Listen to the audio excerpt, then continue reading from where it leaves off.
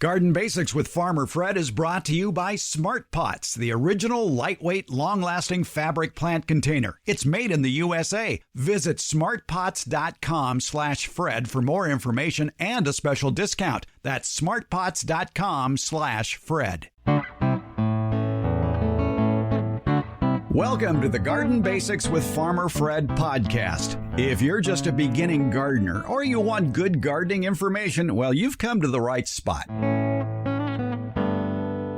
Crop rotation, it's not just for farmers. Backyard gardeners can improve their food and flower production while improving their soil at the same time, simply by moving plant families from bed to bed each season. College horticulture professor, retired Debbie Flower, has the lowdown on the advantages of crop rotation. If your clay soil has you worried that it's not very good for a garden, well, worry no more. Soil specialist Steve Zien says there's a lot of benefits to gardening with clay soil, and he has tips for improving it as well. It's all on episode 114 of the Garden Basics with Farmer Fred podcast, brought to you today by Smart Pots. And we'll do it all in under 30 minutes. Let's go. Sometimes when it comes to garden problems, one thing that helps a lot to keep them from spreading is crop rotation. We've talked about this a lot on the program. And what exactly is crop rotation? For the answer to that, we bring in retired college horticultural professor Debbie Flower, who has probably discussed this with one or two classes in her time. Yeah. And I think I recall you saying that when the crop rotation lecture starts, their eyes glaze over. It's, boy, I hope not. I hope that it's used. We talk about it not just in the vegetable garden, but also in the landscape when planting a landscape. Because so what it is for the vegetable garden is planting something different in each spot each year. So one year you plant tomatoes there, and then the next year you're going to plant something different, maybe cabbage, or that would not be a summer crop, but mustards, that's spring. Or maybe you leave it blank, but you don't plant tomato or a tomato relative in that same spot the next year. And the reason we do it is that plants in the same family, so crop rotation is done at the family level, plants in the same family share insect and disease problems. So if you get a tomato one year and you plant a tomato the next year in the same location, or a pepper, or an eggplant, because they are all in the same family. Or a potato. Yeah. Yes. If you plant them in the same location the next year, maybe you'll do okay. But then maybe the third year, the disease pressure has built up enough, or your tomato hornworms population has built up, and they spend their winters in the soil. And so you plant a plant in the same family, they'll come out and start eating the plant. Whereas if you rotate it to something outside, let's say a melon, it's called the Solanaceae family. So the Solanaceae family has tomatoes, potatoes, peppers, and eggplant, as well as tobacco, which is a fun crop to grow as well. It's pretty, I think. If you plant any of those things, you want to not plant them the next year. They're all in one family, so you want to move them somewhere else. So maybe we're going to move to the family the cucurbits, which includes cucumbers and melons and squash, and plant one of those in that spot instead. When the tomato hornworm comes out in spring and there's a squash there, it's not going to do anything. It does not attack the cucurbits. It only attacks the Solanaceae. So we're moving our plants around the garden so that the insects and diseases that may be present at that one location don't attack the plant from a different family.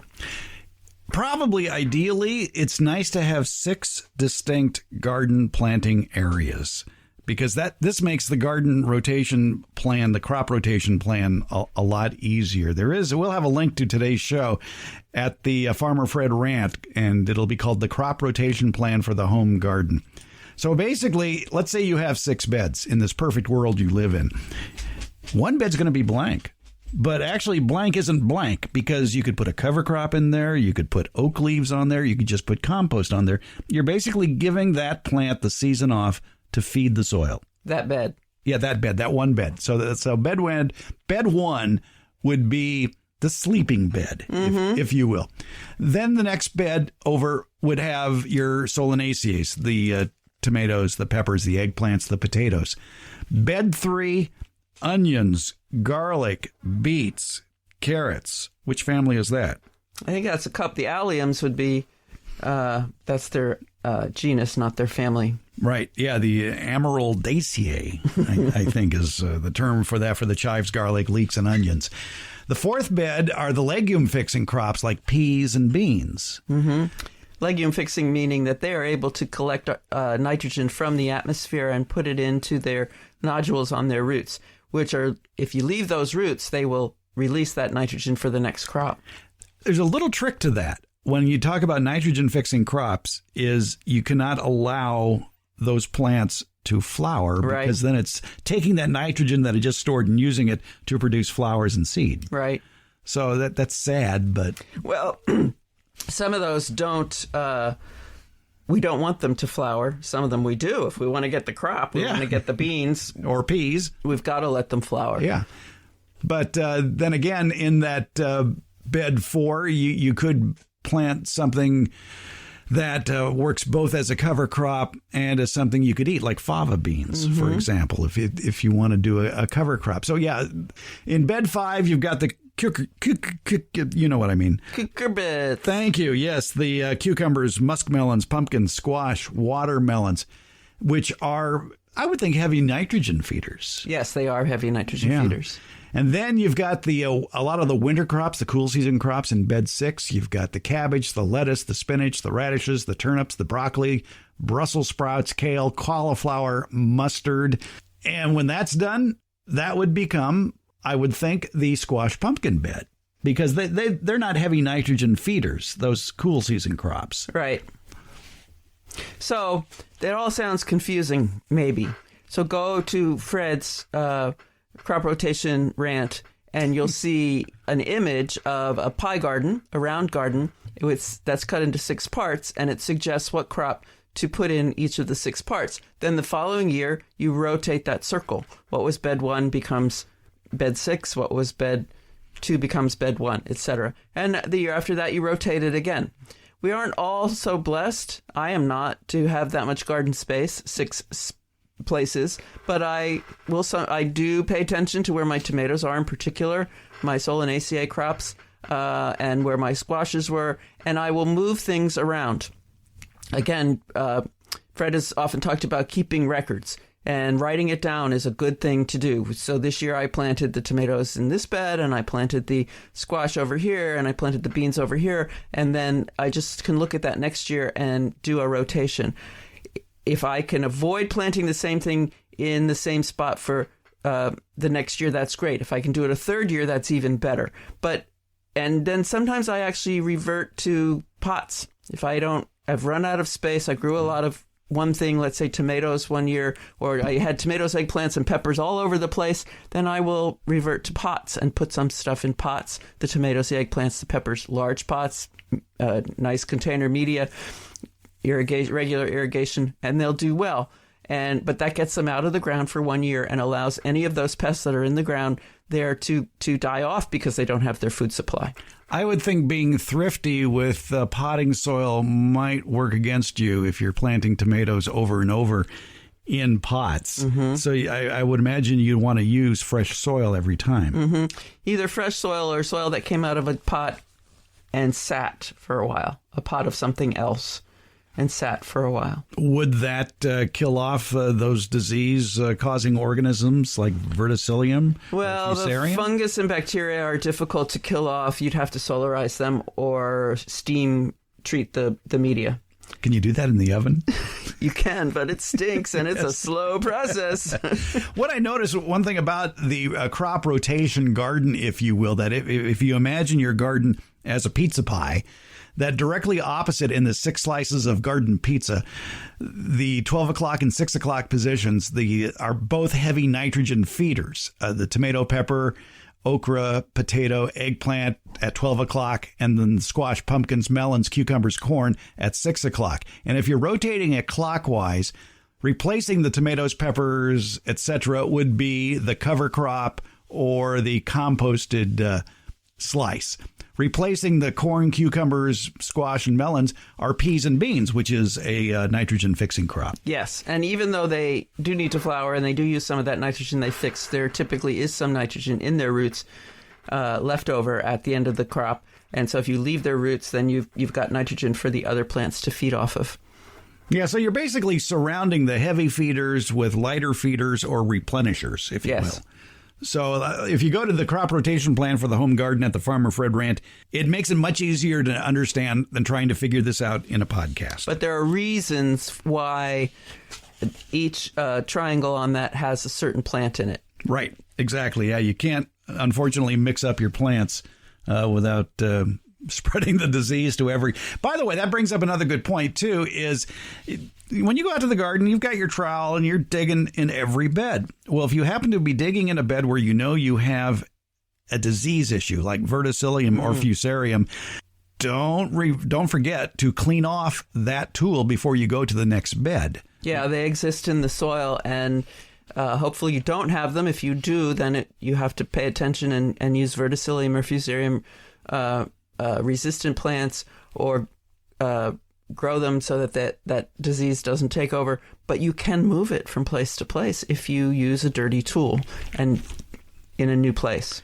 So know your families. Know your family. Know your plant families. Yes, exactly. And you can, at the Farmer Fred Rant, that crop rotation plan delineates that so you know who's related to who and who you want to move together. There are some other families, too, that are heavy feeders that are more permanent, and you don't really have to worry about those, like asparagus or artichokes, if you can grow artichokes where you live. And those are going to get their own bed for 15, 20 years. Right, and you're going to tend them differently. Exactly. Yeah, and like you say, it's always a good idea to have some big pots on hand, too, to yes, and get you few through. Bags of media, yep. Yep, and clean your tools. Crop rotation, it's done to avoid buildup of pests, both diseases and insects. So get in the habit of rotating your crops. Debbie Flower, thanks for your help on this. Always a pleasure. You're welcome. We're glad to have Smart Pots on board supporting the Garden Basics podcast. Smart Pots are the original award-winning fabric planter. They're sold worldwide. Smart Pots are proudly made 100% in the USA. I'm pretty picky about who I allow to advertise on this program. My criteria, though, is pretty simple. It has to be a product I like, a product I use, a product I would buy again. And Smart Pots clicks all those boxes. They're durable, they're reusable. Smart Pots are available at independent garden centers and select Ace and True Value stores nationwide. To find a store near you, visit smartpots.com/Fred. It's Smart Pots, the original award-winning fabric planter. Go to smartpots.com/Fred for more info and that special Farmer Fred discount on your next Smart Pot purchase. Go to smartpots.com/Fred. No matter where you live, you might be dealing with clay soil. Many gardeners don't like clay soil because it's too hard to dig, or maybe it's always wet. Well, actually, clay soil does have some advantages, and clay soil can be modified. We're talking with Steve Zien, soil pedologist for over 4 decades. And Steve, you've heard it, I've heard it over the years. People think they have a poor garden because they have clay soil, when in reality, it could be just poor drainage. I love clay soils. Clay soils have numerous beneficial features to them. The problem is they have not been managed properly. Clay soils don't need to be irrigated as frequently, so they don't need as much water. They will hold water for a much longer time so that your plants will be less likely to have problems with drought. You need to irrigate less frequently, although when you irrigate, you do have to apply it much more slowly than you do, say, a loam soil or a sandy soil. The water will move down and actually spread out farther. If you're using, for example, a drip irrigation system, you don't need to have as many lines, and you can have more space between your emitters in a clay soil than a sandier soil or a loam soil. Yeah, exactly. Let's talk a little bit about that water footprint, if you will. And let's use, for an example, a drip irrigation system at a dripper. And as that water drips into the soil, if you have clay soil, that footprint could be 12 to 18 inches wide, whereas with sandier soils, it could be 10 inches or less. Probably less. Yes. The issue is that, when you're applying it in a sandy soil, it'll move straight down pretty much very, very rapidly. And so you can apply the water fairly rapidly and it won't run off and it'll get down to that depth, but it won't spread out. So you need to put your drip lines closer together. In a clay soil, the pore space, the size of the pores is much smaller. Water does not move through clay soils via gravity. It moves through by what's called capillary action. The water actually has to be sucked into and through the soil. And so it moves much more slowly. But it will also, because it's moving, by suction, if you will, it's going to be sucked to the sides. And so it's going to spread out much, much farther. But don't you want water to go deeper? So how can you make clay soils absorb the water so it goes deeper? Just apply it for a longer period of time. It's very, very easy. I've heard numerous people say you can't use drip irrigation systems because you can't get the water down deep enough. And that simply is not true. You just have to leave them on for a longer period of time. And really the best way to test how far that water is going down and how far out it's going, for that matter, is to use what's called a soil probe. It's basically like a hollow tube that has a T on the top, and you push it in the ground and you pull it out, and there's one side that's open that you can see the soil that you pull out, and you'll be able to see whether that soil is moist or dry. And so what I tell people to do is irrigate half the amount of time they normally do, wait an hour so that gravity is going to pull down the water as far as it's going to go. And gravity does have a little bit of effect, or can have a little bit of effect in a clay soil, especially if it's a healthy clay soil. And then after an hour, you put the soil probe back into the soil, pull it out, and you'll see how far down that water's gone. And if it's gone down 6 inches and you want it to go down a foot, you've got to water twice as long. It's just a matter of realizing with a drip system, to get the water down deep, you have to let it run for a much longer period of time. One of the problems of drainage in clay soil is underneath that clay soil, which may only be 8, 10, 12 inches thick, is underneath that there could be some layers of hardpan which are going to inhibit the flow of water. And I think that may be a case that a lot of people are encountering when they're trying to work with clay soil.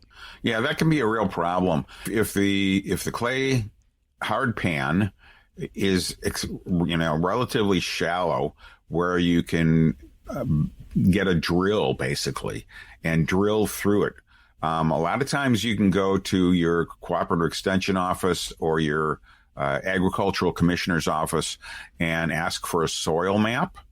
There's also websites that give you soil maps, but some of the newer ones, if you live in an urban area, are not quite as accurate because they can't get in there to sample the areas because it's somebody's backyard.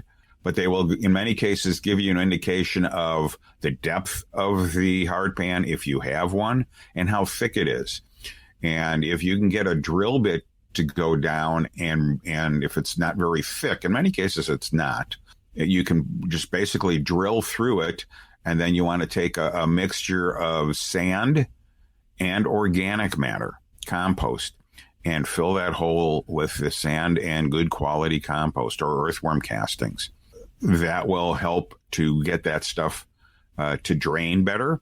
And then you're also going to get biology down there as well, because a good quality compost has a lot of soil biology that will more rapidly cause the hardpan to break up, if you will. Another thing you can do is there are some cover crops or green manures that are very, very deep rooted and capable of, and often, in many cases, breaking through clay hardpan. And if you live out in the country, always keep the phone number handy of the guy that's got a tractor-mounted or Jeep-mounted soil auger that can easily get down 36 inches with no problem. When I lived in the country, that guy was very important in my life, to drilling those holes to get through those layers of hard pan. So if you want to improve clay soil, Steve, what would be a good way to make sure to help that water go even deeper? Well, if you've got a clay hard pan and that's your issue, one technique is to basically drill a hole roughly an inch and a half in diameter through that hard pan. And then you insert into that hard pan quality compost and sand, roughly 70% compost and 30% sand into that hole. And that will allow water to move down through that hard pan. And you've got to take that mix of compost and sand all the way to the soil surface. And because you need to get that water into that mix of compost and sand at the soil surface. If you put it below the soil surface, it's not going to get into that column very well. The soil will have to be saturated in order for the water to move into that column. So we're only talking about an inch and a half in diameter, and, do them a couple feet apart. And you will be then getting the soil biology through that hard pan and in that area of that hard pan, and they can start breaking up that hard pan. Then you can also start growing crops that will have deep tap roots that will go through those holes. And then as they grow, they will fracture the hard pan. And this is, and here we're talking about amending, or we're really talking about breaking up the hard pan. We are not talking about improving drainage, if you will, to your clay soil. In order to do that, what you want to do is surface apply good quality compost and earthworm castings. And with rain and irrigation and some soil biology that might be native to the soil, to your clay soil, and certainly the soil biology that is in the compost and the earthworm castings, will start penetrating into that clay soil and creating soil structure, creating different sized pore spaces, which will then improve the drainage, improve the ability of you to dig in your soil to plant and transplant and fertilize and all of those good things. So just apply to the soil surface. Realize that every time you cultivate the soil, you dig in the soil, you rototill the soil, you're destroying not only soil biology that helps your plants obtain nutrients, water, and fight off pests, but it destroys the soil structure, the different sized pore spaces that you have, which is so critical in a clay soil. Your typical clay soil only has small pore spaces, and that's why the water and roots have a hard time moving through it. You need those large pore spaces created by the soil biology. You have heard, and I have heard over the years, some interesting ways that people have dealt with clay soil, especially when it comes to irrigating trees or shrubs. I once visited a gardener who had all these PVC pipes sticking out of his soil, and he explained to me that it was to deep water his trees, and these 1-inch PVC pipes would surround the tree. There were probably 8 or 12 of them around each tree that went down 3 feet, and he was basically going out there every day, putting his garden hose in each of those pipes and filling those pipes with water. Is that going to work? No. The issue is, if he's doing it every day, he's basically saturating that soil in the vicinity of those clay pipes or PVC pipes. Our plant roots and all the soil biology need oxygen as much as they need water. And so if he's doing that every day, he is eliminating the oxygen. The only kind of critters that are going to live in that area are the kinds of critters that rot plant roots. The other issue is if he doesn't have enough of those pipes, the soil probably between those pipes is bone dry. And so then you get a very poorly spread root system. And so it makes it much more difficult for that tree to obtain nutrients and water, because the entire area where the roots should be growing is limited by half or maybe even more. The other story we hear from a lot of gardeners dealing with clay soil is they think they can improve the drainage by rototilling in lots of sand. What does sand do in a clay soil? Well, what do building contractors use sand and clay for? They make concrete or cement. And so I always tell gardeners, if you want to garden in concrete or cement, go ahead and add sand to your clay soil. I had one person who said, well, I added sand to my clay soil and it worked great. And I said, well, what did you actually add? And he then admitted he added sand and a little bit of sand to a lot of compost. And so it wasn't the sand, it was the amount of compost that he added and the soil biology that's in that. And like I said before, when you cultivate your soil, when you do anything that digs into the soil, whether it be rototilling or spading or double digging or however you cultivate the soil, you're destroying the soil structure. You're destroying the large pore spaces that are there that are so critical for water movement, root movement, biology movement. You're also destroying half of roughly half, if not more, of the soil biology. A lot of the soil biology, fungi and mycorrhizal fungi have long roots. And so you're chopping those things up and you're killing them. And so you're ending up with a soil that is dominated by these little tiny one-celled organisms called bacteria.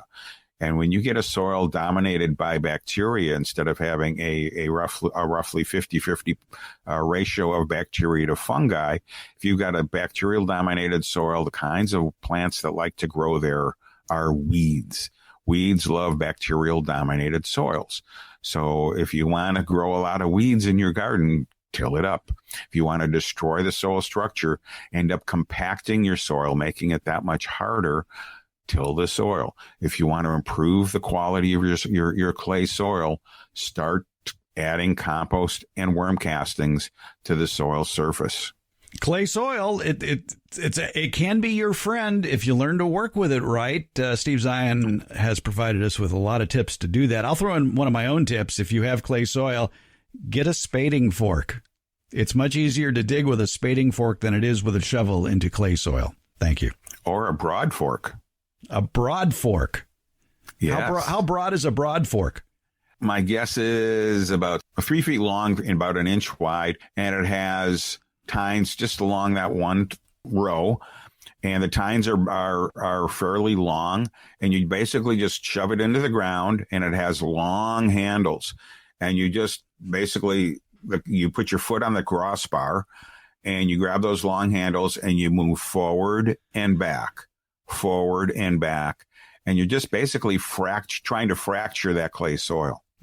Okay. And then you can put your compost on the soil surface, your earthworm castings. There you go. Lots of advice from Steve Zien, soil podologist, also unofficially Sacramento's organic advocate, as you might be able to tell.